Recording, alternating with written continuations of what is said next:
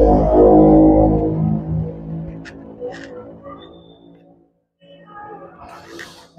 buka dulu Ustaz.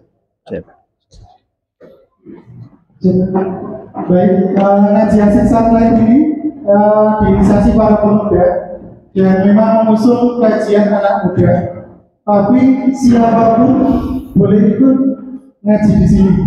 Jadi bapak-bapak, ibu-ibu yang masih punya semangat muda, misalnya meskipun raga sudah mulai, saya nggak nyebut mas, tapi tetap akan kita apresiasi karena majelis ilmu itu tidak terbatas. Karena memang mencari ilmu itu dari kita lahir sampai kembali tadi ke yang baiklah Ustaz, malam hari ini kita akan dibagi dua sesi agar lebih atraktif, agar lebih menarik. Karena hari ini kita kedatangan Ustaz yang mensewu ilmunya insya Allah luar biasa sangat banyak. Tapi ketika tidak kita pancing, tidak kita keluarkan umpannya dulu, nanti tidak keluar ilmu-ilmunya beliau. Jadi insya Allah kita akan bagi dua sesi. Sesi pertama sampai nanti Isya, insya Allah Ustaz akan memaparkan materi yang beliau sampaikan. Kemudian sesi kedua, pada Isya kita akan beri waktu sekitar 15 menit untuk teman-teman tanya jawab. Baik, kiranya itu yang saya sampaikan. Waktu dan tempat kami persilakan kepada beliau Ustaz. Bismillahirrahmanirrahim. Bismillahirrahmanirrahim. Assalamualaikum warahmatullahi wabarakatuh.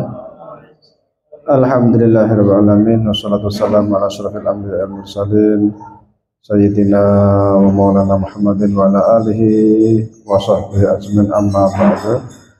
Para generasi muda semuanya yang saya hormati, terima kasih atas waktu yang telah diberikan untuk sama-sama kita sharing. Mudah-mudahan mendapatkan barokah dari Allah Subhanahu wa taala. Pertama, puji syukur kepada Allah Subhanahu wa taala pada kesempatan hari ini kita masih sama-sama bisa ngaji bareng, sharing pengalaman, mudah-mudahan bermanfaat. Yang kedua, salat dan salam semoga tetap tercurahkan kepada junjungan kita Nabi Muhammad sallallahu alaihi wasallam. Berangkat dari pesan dari Kanjeng Nabi Muhammad sallallahu alaihi wasallam, thalabul ilmi fardhah. Yang namanya menuntut ilmu itu sebuah kewajiban.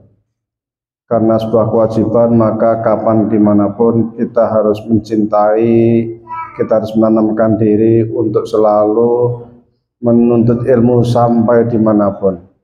Dan bahkan ketika kita lihat Nabi yang pertama turun, Nabi Adam, itu tugas utamanya adalah khalifatullah fil ard.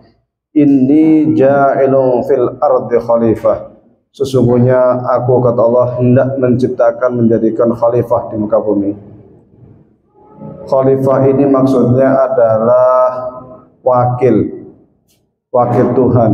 Jadi Allah ciptakan alam raya yang entah luasnya kita tak tahu batasnya. Sampai saat ini seluruh jagat raya yang sedemikian luar biasa, sedemikian luas, diserahkan pengurusannya untuk manusia. Yang manusia itu yang sangat kecil. Maka manusia itu ketika hendak mengurus alam raya, mengeksplorasi alam, apa yang ada di dalam bumi, apa yang ada di atas bumi, membangun peradaban, itu butuh bekal.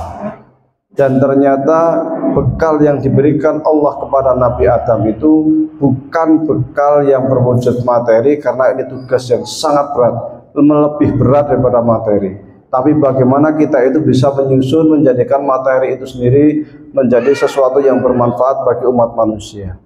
Maka bekal itu adalah ilmu pengetahuan. Wa 'allama Adamal asma'a kullaha. Maka Allah berikan ilmu pengetahuan semuanya kepada Nabi Adam.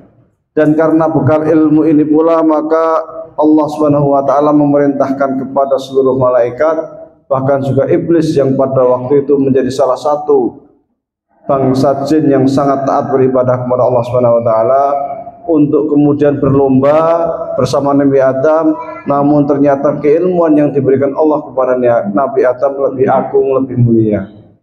Oleh karenanya kemudian jin yang bernama iblis itu dan seluruh malaikat yang jumlahnya tidak ada yang tahu selain Allah Subhanahu wa taala diperintahkan untuk tunduk, untuk sujud hormat kepada Nabi Adam, bukan karena apapun tetapi karena ilmu yang Allah berikan kepada Nabi Adam. Sangat mulianya ilmu pengetahuan, sehingga seluruh para nabi dari Nabi Adam, Idris, Nuh, Hud dan selain sebagainya, Nabi Ibrahim, Nabi Musa, Nabi Isa, Nabi Muhammad SAW, semuanya memberikan ilmu pengetahuan kepada umatnya, minimal untuk mengenal Allah Subhanahu wa taala, mengenal cara beribadah kepada Allah Subhanahu wa taala, mengetahui cara berinteraksi dengan Allah Subhanahu wa taala, dan mengetahui cara berinteraksi dengan manusia, dengan dirinya, dengan keluarganya, dengan alam raya. Semuanya ada aturan secara detail yang telah diletakkan oleh Allah Subhanahu wa taala kepada umat manusia supaya manusia dapat hidup secara seimbang, harmonis tanpa melakukan kerusakan di muka bumi. Karena kerusakan inilah sesungguhnya yang dilakukan oleh Banul Jan, istilah Imam Suyuti di dalam tafsir Jalalain, sebelum umat manusia ini diciptakan. Namun karena mereka membuat kerusakan, akhirnya Allah Subhanahu wa taala murka dan dibinasakanlah Banul Jan ini, kemudian diganti dengan makhluk baru yang bernama manusia. Saking pentingnya ilmu pengetahuan ini, maka ayat pertama kali yang turun pun Iqra bismi rabbikal ladzi khalaq. Bacalah dengan nama Tuhanmu. Bukan hanya membaca tanpa ada landasan epistem, keinginan, kesadaran mutlak bahwa ilmu dari Allah, tetapi Iqra bismi rabbika, membaca itu harus dilandasi dengan kalimatullah, dengan kata-kata Allah bahwa wa ma utitu minal ilmi illa qalila, bahwasanya kita diberi ilmu oleh Allah itu hanya sedikit sekali. Karena ketika kita menyadari hal itu, maka tatkala kita menjadi seorang yang pandai, tak membodohi orang. Ketika kita menjadi seorang pegawai, tak korupsi. Mentang-mentang di Dewan Pajak, akhirnya memanfaatkan pajak untuk kepentingan pribadi umpama nih. Nah ini kan sama-sama membodohi. Dia pinter, profesor, bisa jadi. Nek ora profesor, nek ora pinter, ora kelakon dadi pegawai pajak. Ini setelah menjadi pegawai pajak terus ngapusi wong, ngapusi rakyat, nilep duit rakyat umpamane. Ya, ini kan persoalan karena ketika dia membaca itu tidak Iqra bismi rabbikal ladzi khalaq, tetapi Iqra bas sudah Iqra supaya dia itu membaca kemudian mendapatkan dunia. Maka Imam Al-Ghazali di dalam kitab Ihya Ulumuddin jilid 1 bab ilmu menyatakan bahwasanya ada yang namanya ilmu itu ilmu dunia. Ilmu dunia itu bukan fisika, kimia, biologi, bukan. Itu bukan ilmu dunia, itu ilmu akhirat. Ilmu dunia itu ilmu yang memang orang itu mencari untuk kepentingan kehidupan dia di dunia saja. Sementara yang dituntut bagi kita sesungguhnya adalah ilmu akhirat. Ilmu akhirat itu sesungguhnya semua cabang ilmu yang kita sampaikan, yang kita pelajari untuk kemaslahatan kehidupan di dunia dan di akhirat. Maka Imam Al-Ghazali di dalam Ihya-nya mengatakan bahwasanya ilmu itu ada yang fardu kifayah dan ada yang fardu ain. Bukan ilmu dunia sains dan ilmu akhirat yang agama itu bukan. Ini adalah pembagian keilmuan sekuler yang sesungguhnya muncul di barat yang tidak pernah kita kenal di dunia Islam. Karena ilmu di dunia Islam itu semuanya ilmu agama. Anda belajar matematik itu Anda belajar agama. Anda belajar fisika itu Anda belajar agama. Anda belajar teknologi itu Anda belajar agama. Anda belajar nyetir, Anda belajar bertani, macam-macam itu adalah belajar agama. Maka Imam Al-Ghazali mengatakan dalam kitab Ihya-nya jilid 1 dalam bab ilmunya mengatakan ada ilmu itu yang sifatnya fardu ain, yaitu ilmu yang harus mesti dipelajari oleh setiap orang. Di antaranya adalah ilmu terkait dengan kewajiban sholat, kewajiban puasa, kewajiban zakat. Ini mesti diketahui oleh setiap orang. Selama dia muslim, wajib tahu terkait dengan ilmu ini. Ketika seorang muslim tidak mengetahui cara sholat, maka dia berdosa. Ketika seorang muslim tidak mengetahui cara puasa, maka dia berdosa. Ketika dia seorang muslim tidak tahu tentang zakat sesuai dengan profesinya, kalau petani berarti zakat pertanian, pedagang berarti zakat perdagangan, maka dia berdosa. Karena ini menjadi kewajiban darurat bagi setiap insan muslim. Yang kedua, ilmu yang wajib juga tetapi fardu kifayah. Fardu kifayah artinya ketika dilaksanakan oleh sebagian orang dan sebagian tidak melaksanakan, maka sudah gugur kewajiban tersebut. Namun kalau suatu tempat tidak ada satupun yang belajar ilmu tersebut, maka semuanya dosa.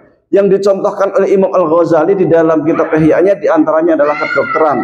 Jadi belajar kedokteran itu wajib. Nek sak Temanggung nono wong Muhammadian mlebu kedokteran dosa kabeh. Ibaratnya ngono lah. Karena kalau ada yang sakit mau berobat bingung PKU kosong ora ono dokter. Maka menjadi sebuah kewajiban. Tetapi ketika sudah ada dokter, maka kewajiban itu kemudian gugur untuk bagi yang lain. Karena sudah ada 1-2 orang yang mewakili. Tapi itu wajib harus. Bahkan bukan hanya kedokteran, di situ Imam Ghazali juga mengatakan ilmu hisab, ilmu matematik. Ilmu matematik itu wajib. Saya adalah ilmu apa? Farmasi. Kata Ghazali wajib. Tapi wajib kifayah. Di antara umat Islam sak Temanggung kudu ana sing mlebu khusus spesialisasi ilmu farmasi. Kalau enggak ada, nanti ketika ada yang sakit bingung ngurobati. Kan gitu. Nah, ini kesadaran ini harus ditanamkan kepada setiap kita. Gak ono yang sing jenenge ilmu dunia, ilmu akhirat model barat tuh.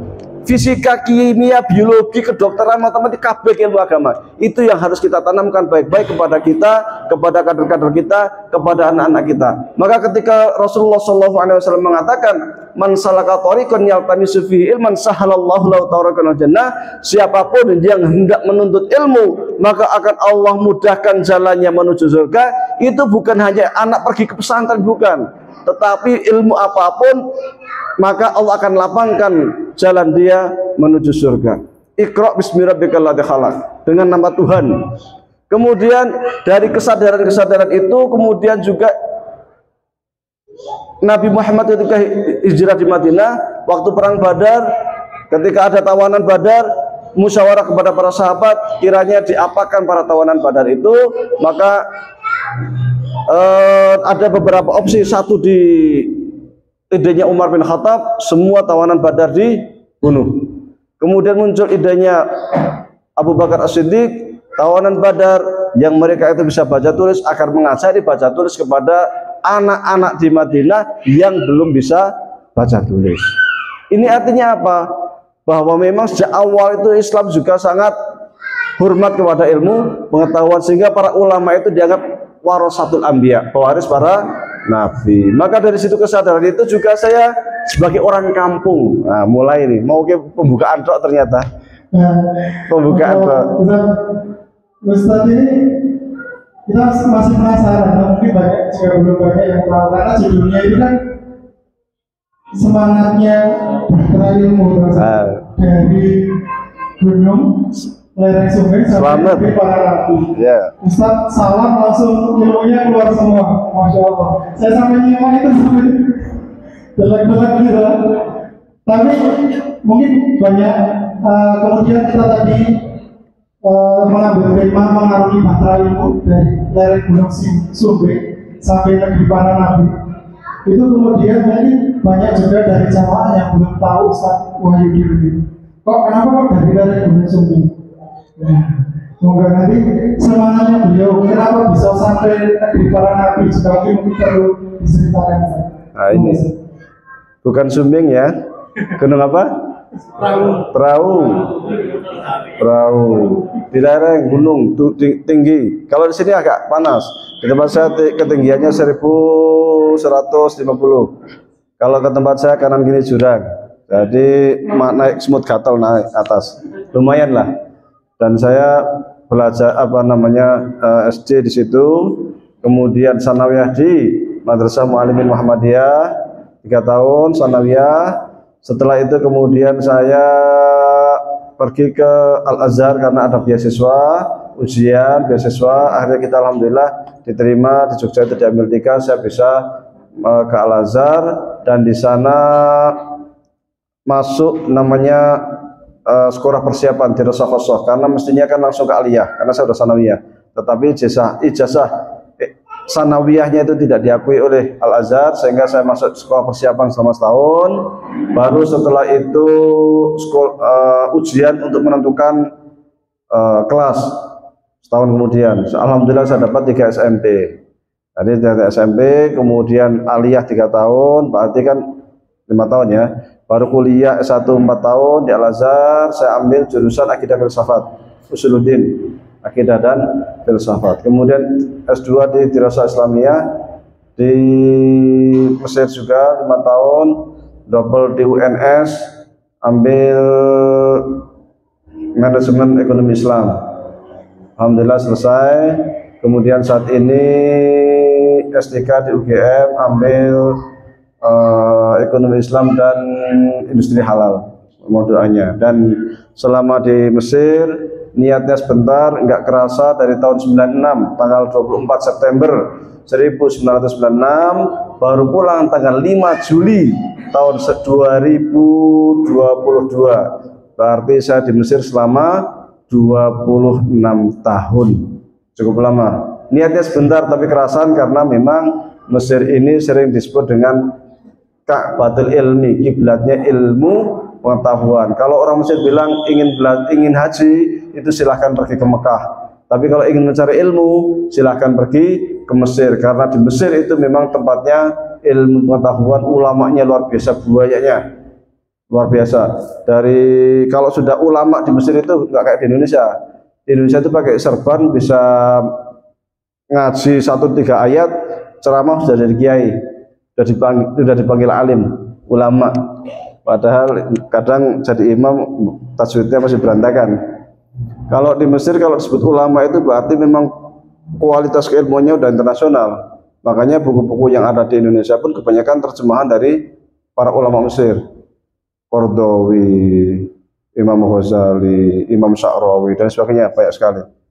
Dari semua cabang ilmu pengetahuan. Nah, ini yang bikin saya kerasan di Mesir karena ilmunya itu tadi. Namun selama-lamanya di Mesir saya juga punya kepikiran bahwa saya harus pulang ke kampung halaman di lereng Gunung Prau. Saya harus pulang. Akhirnya pada tahun 2015 saya mendirikan yayasan namanya Yayasan Al-Muflihun. Tahun 2017 saya mendirikan penerbitan namanya Al-Muflihun Publishing. Karena alhamdulillah saya menulis 8 buku. Satu bukunya itu ada yang 7 jilid, yang fikih praktis 7 jilid, yang maqasid syariah 3 jilid, yang Ahlul Haqq Sunnah Syarah Himpunan Tarjih Muhammadiyah bab iman bagian ketuhanan 3 jilid. Ini satu-satunya buku syarah HPT kok disyarah. Itu bagian ketuhan saja saya syarah menjadi 3 jilid. Kemudian usul fikih modern 2 jilid. Kemudian usul fikih semantik 1 jilid. Kemudian kantor terhadap hermeneutika menggugat fikih kebinekaan 1 jilid. Nah, ini untuk nerbitin ini karena dulu ketika saya nulis buku yang Istihad Semantik, cari penerbit 15 penerbit saya tawarkan, satu pun nggak ada yang menerima. Alasannya sederhana, sing moco sopo, nek didol lagi sopo sing tuku, ora laku. Akhirnya saya cetak sendiri, terbitin sendiri, beli sendiri, baca sendiri. Itu luar biasanya. Perkenalan dengan Ustaz Wahyudi mungkin sampai jam 8-9 ya selesai. Tapi satu pertanyaan Ustaz sebelum nanti materi Ustaz dilanjutkan. Saya ingin tahu Ustaz masuk lagi sekarang di UGM ini. Di UGM sekarang umur Ustaz itu berapa sih? Saya itu kalau tak buka ininya ada merah putih-putih ini. Maksudnya ini semangat beliau belajar ini. Tadi kita semua bareng-bareng dari sini ke sini, lompat ke sini sambil terakhir beliau sekarang Yosua berapa, umur berapa, masih ingin belajar lagi ke UGM. Nah sekarang kalau dibandingkan saya atau Mas Joko yang operator itu, kita baru umur berapa Mas Joko? Belum mau sekolah lagi Mas Joko. Nah, itu berapa ya? 44 atau 43 ya? Segitulah. Sudah ada 44 kok belum, berarti harus sekolah lagi Mas Joko.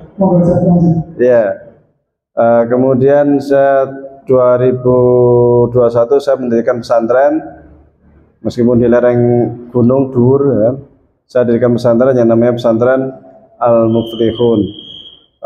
Orientasi utamanya adalah ngaji kitab kuning, karena memang selama ini dalam tanda kutip lah agak sedikit prihatin di kalangan kita itu jarang atau tidak banyak yang menguasai kitab kuning, sementara yang saya lihat di Timur Tengah, di Mesir, di Yaman, Saudi, para ulama besar itu rata-rata memang kuat di dalam bidang kitab kuning. Saya kadang agak miris ketika kita itu sebagai organisasi dakwah, amar ma'ruf nahi mungkar, jargonnya itu berat sekali. Tapi rujuk ilal Quran dan Sunnah lagi kan, kembali Quran Sunnah bahasa Arab, tapi mau coba bahasa Arab raiso. Kan jadi aneh gitu loh. Rujuk ilal Quran dan Sunnah, kembali ke Quran dan Sunnah, tapi raiso bahasa Arab. Aja rujuknya piye? Cara kembalinya gimana? Akhirnya pakai Quran terjemah. Kan repot. Hadisnya terjemah. Ayo nek memahami ini bener nek ora kan repot. Wong kadang memahami langsung dari teks Arab saja masih banyak perbedaan pendapat di kalangan para ulama kan gitu. Makanya saya konsentrasi bismillah ngaji kitab kuning konsentrasinya. Sementara untuk formalnya kita pakai kejar paket supaya memang santri fokus gitu. Jadi formalnya itu dapat cari kejar paket B dan paket C, tetapi konsentrasinya ke sana. Untuk yang paket tetap kita kelola juga secara baik lah. Yang mengajar Ustadz kita, Ustadz Rafi'i, yang ngajar untuk yang ilmu-ilmu SMP, SMA-nya. Jadi orang kita juga dan beliau luar biasa datang ke tempat kami, ingin mewakafkan ilmunya dan pas saya kok mencari orang, ya alhamdulillah, masya Allah, Allah mudahkan kan seperti itu. Ya, harapan saya sebenarnya dengan adanya pesantren itu nanti ada kader-kader muda yang mau belajar agama. Memang risikonya itu pasarannya agak lemah karena memang mindsetnya orang Muhammadiyah itu ya kalau menyekolahkan anaknya yang formal yang dapat ijazah SMP, SMA, nanti jadi dokter, jadi insinyur, jadi apa kan gitu. Jarang yang dia itu pengen ngaji agama tok, konsentrasi agama tok, sangat jarang sekali. Maka memang ya pasarannya susah, tapi bagi saya nggak lihat pasar. Saya punya ide seperti ini, pengen seperti yang mau ayo ngaji, yang enggak terserah kan gitu. Itu yang kemudian pengen kita kembangkan. Sehingga ya pulang kampung gitu. Ada rekan yang bilang kenapa kok enggak ke Jogja saja jadi dosen, kenapa enggak ke Jakarta saja jadi dosen, kan sayang jauh-jauh di Mesir 26 tahun, ujung-ujungnya ngajar Iqra istilahnya kan, ngajar alif ba ta. Kalau saya prinsip saya enggak kayak gitu. Jadi ketika kita hendak membangun kader itu ya memang harus bangun dari nol gitu. Karena ketika kita di kuliah, itu mahasiswa itu banyak yang katakanlah di PAI, agama Islam, itu mahasiswa masuk itu nggak punya background agama secara kuat, bahasa Arab nggak bisa, apalagi alfiyah nggak tahu apa itu alfiyah, jurmiyah nggak tahu apa itu jurmiyah, hadis juga lemah. Orang-orang yang seperti ini, kalau kemudian kita kata jadi ulama itu sulit. Maka ingin membentuk ulama itu yang ditanamkan di Al-Azhar itu kaderisasi dari awal. Al-Azhar itu membuat kaderisasi ulama itu dari TK. Dari TK, jadi TK nanti diarahkan ke SD-nya, dari SD, SMP, SMA itu langsung itu nyambung terus, nggak zigzag kayak kita. Kita kan zigzag, SD-nya kemana, SMP-nya kemana, ini kemana nggak terarah, sehingga hasilnya juga nggak terarah gitu. Tapi kalau memang diarahkan dari awal, itu jadi baik yang sisi sainsnya ataupun agama itu terarah sekali di Al-Azhar. Dari TK itu sudah diurut. Maka ketika ada kader potensial di Al-Azhar itu, katakanlah ini si A ini potensi untuk di Ulumuddin, ilmu agama, itu langsung dibimbing terus dari awal, diarahkan terus sama para masyaykhnya. Untuk kemudian andai pun dia ingin belajar ke barat dibiayai, andai pun dia mau ke Amerika, mau ke Jerman, mau dibiayai, pokoknya sampai jadi. Nanti dia akan kembali ke Al-Azhar.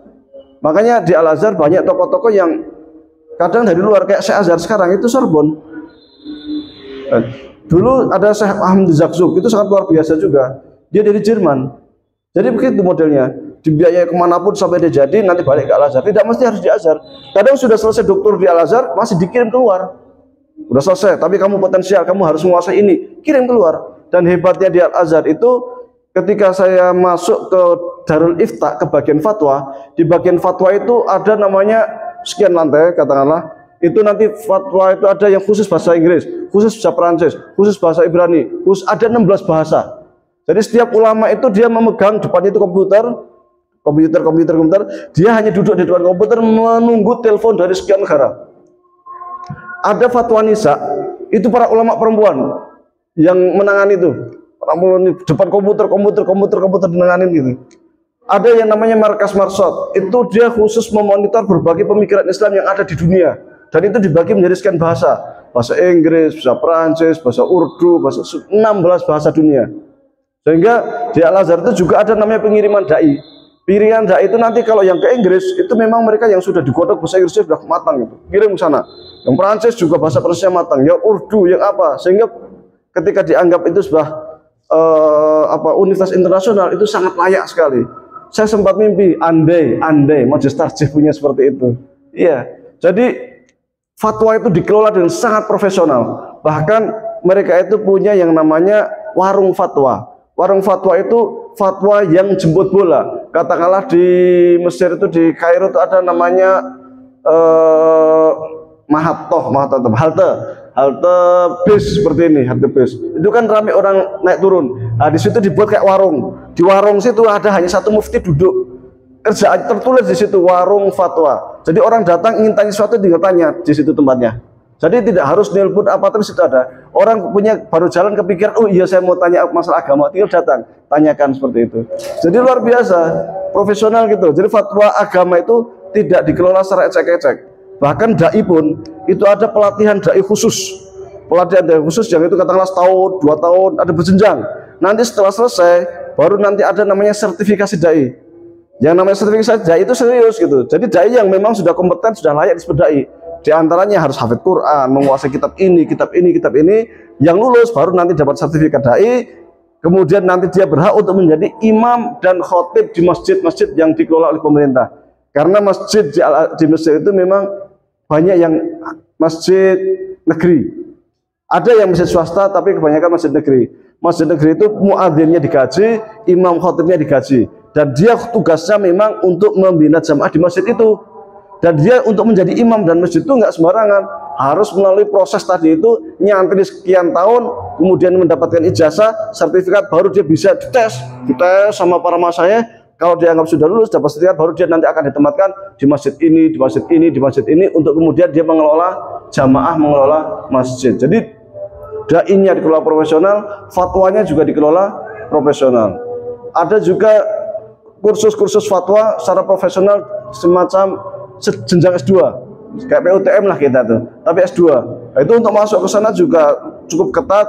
Nanti terakhirnya itu mereka juga akan dilibatkan di dalam pengambilan fatwa, terutama fatwa-fatwa internasional. Ini yang berkembang di Al-Azhar, dan itu saya pikir sangat bagus untuk kemudian ditransfer di Indonesia, terutama di Majelis Tarjih sebenarnya. Nah, kita mimpi itu sebenarnya kayak gitu.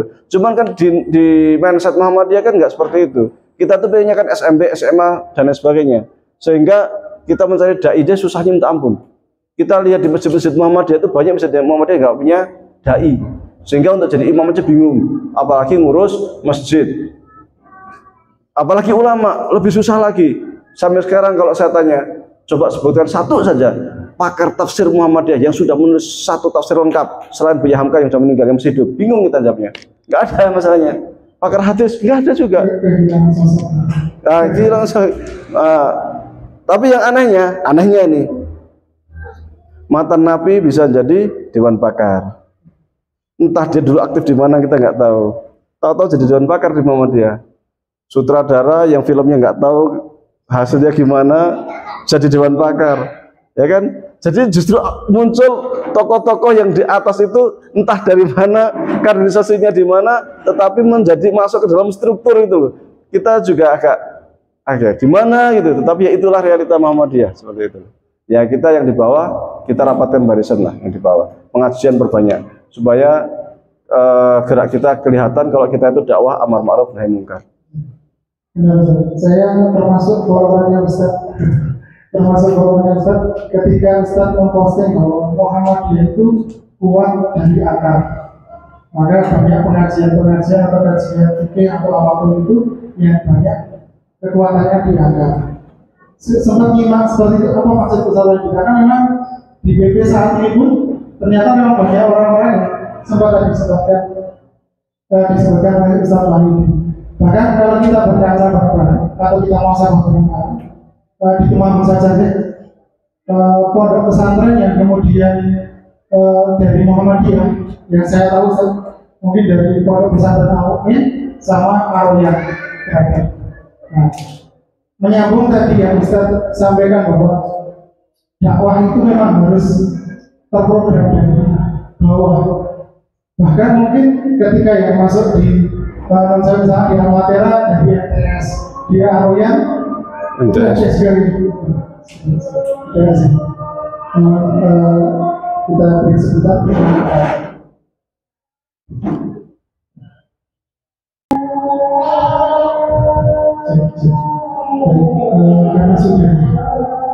makasih bisa agar tidak penasaran sebelum nanti sesi kedua setelah pada Isya. Saya beri kesempatan dari jamaah barangkali ada yang bertanya. Satu pertanyaan sebelum nanti kita sholat Isya bersama. Yang bertanya? Belum. Kalau belum ada bertanya, saya bertanya. Sebelum nanti kita jawaban dari satu ini selesai, kita sholat jamaah saja. Ya. Pertanyaan saya, mungkin hari ini alhamdulillah jamaah luar biasa antusiasme. Bukan tidak lain dan tidak bukan, mungkin itu menjadi embrio Ustadz Wahyudi hadir di pernikahan. Mungkin itu juga mewakili pertanyaan dari para jamaah yang kemudian dari lereng Gunung Perahu bisa sampai ke negeri para nabi. Itu mungkin menjadi pertanyaan yang sekarang sudah punya anak atau mungkin ingin melanjutkan studi. Bagaimanakah cara, apakah kita bisa kalau secara pribadi, personal ke Mesir itu seperti apa Ustaz? Atau Ustaz ternyata sudah punya relasi yang kemudian bisa menawarkan dengan kemudian ketentuan seperti apa nanti Ustaz Wahyudi akan membantu ke Mesir atau seperti apa? Untuk melanjutkan studi di Al-Azhar itu ada beberapa syarat. Satu, ijazahnya harus diakui oleh Al-Azhar. Nah, ijazah yang diakui itu disebut dengan istilah ijazah muadalah. Untuk Indonesia, yang ijazah yang diakui itu ijazah aliyah, itu sudah diakui. Atau ijazah pondok pesantren yang memang sudah diajukan untuk diakui. Di antaranya yang Muhammadiyah itu adalah MBS dan juga Mualimin. Ini sudah diakui. Kalau melalui ini bisa. Yang kedua harus melalui seleksi Kemenak. Tahun 2021 itu yang ikut seleksi kisaran 7.000 sekian. Nah, nanti diambil yang dari 7.000 itu yang nilainya 80%. Kalau nilainya 80%, maka dia bisa ikut untuk kemudian berangkat ke Al-Azhar. Berangkat ke Al-Azhar itu ada dua jalur. Satu jalur beasiswa, satu jalur mandiri. Yang jalur beasiswa itu sedikit karena jatahnya kebanyakan sudah diplot. Mamanya Gontor itu dikasih 80 orang, NU dikasih 30 orang. Kemudian ada beberapa inilah yang dikasih ke yang lain itu cuma beberapa doang karena sudah diplot itu. Sehingga jatah Indonesia itu 120 atau berapa itu sudah enggak banyak.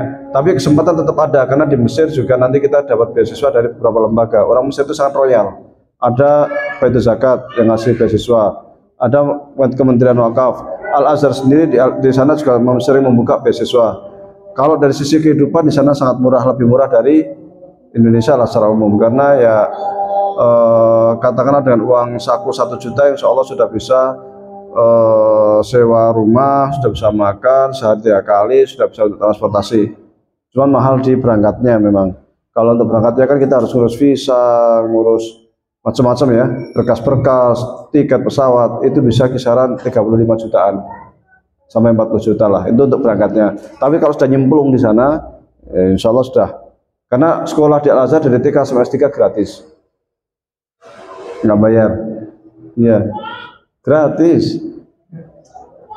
Mau apa enggak gitu aja. Tinggal cari itu bekalnya. Tinggal bekalnya itu, bekal untuk kalau Muhammadiyah sebenarnya bisa. Wong bangun universitas yang miliaran aja bisa, apalagi ngirim 1-2 orang kan, dibiayai oleh Al-Aziz, dibiayai oleh. Cuman mau apa enggak itu aja. Wong yang sudah ada kesempatan beasiswa aja kadang kurang terperhatikan kok. Nah ini masalah. Memang secara umum di PP itu ya dalam tanda kutip kadang agak kurang memperhatikan kita untuk belajar ke Timur Tengah. Kadang agak kurang. Jadi yang kita yang harus punya inisiatif sendiri. Nah, siapa yang ingin melanjutkan atau menyekolahkan anaknya di Al-Azhar ya mulai siap-siap masuk ke pesantren yang memang ijazahnya adalah atau yang punya ijazah aliyah. Nanti bahasa ujiannya itu ada 2 yang paling penting, yaitu kemampuan bahasa Arab sama hafalan Al-Quran. 2 juz kalau masalah hafal Al-Qurannya itu. Nanti kemampuan bahasa Arab itu yang sangat penting. Kalau 2 hal ini sudah bisa teratasi dengan wawasan keislaman secukupnya, insya Allah bisa lolos di Al-Azhar. Nanti di Al-Azhar, nanti kalau lewat PCM, kita akan bimbing lagi di PCM selama setahun itu kan sekolah di Al Azhar itu persiapan dulu bahasa, pematangan bahasa selama setahun itu. Nanti sambil pematangan bahasa sambil dibimbing sama teman-teman PCM terkait dengan perkuliahan. Nanti kalau usuluddin itu bagaimana, kalau syariah gimana dan sebagainya, termasuk pelatihan sampai setahun. Sehingga selama setahun itu dia benar-benar matang ketika hendak memilih siapa yang ingin ke usuluddin, siapa yang ingin ke syariah, siapa yang ngambil hadis, siapa yang ngambil tafsir, siapa yang ngambil dakwah, itu dia matang di situ. Kemudian setelah masuk pun tetap akan dibimbing oleh senior sampai dia bisa setelahnya itu mencari ilmu sendiri.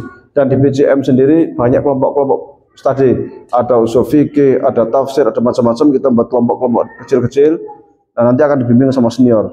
Dan kita juga akan sering kemudian kita ajak ke perpustakaan, kita sowan ke para masyayikh, selain juga diskusi, dan nanti dari hasil diskusi itu juga menerbitkan banyak buku di PCM sendiri. Seperti itu.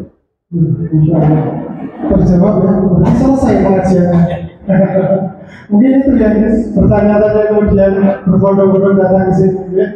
Tapi insya Allah nanti jawaban tadi yang dari TK sampai universitas gratis, itu sudah sangat menarik ya.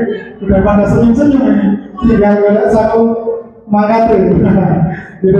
Tapi insya Allah nanti di sesi 2 setelah berada Isya kita sholat jamaah dulu, sholat jamaah di sini di musola. Kemudian nanti setelah sholat jamaah nanti kita ada sesi 2, yaitu sesi tanya jawab. Monggo nanti siapkan proposal pertanyaannya, jangan banyak-banyak karena kita membatasi 15 menit saja.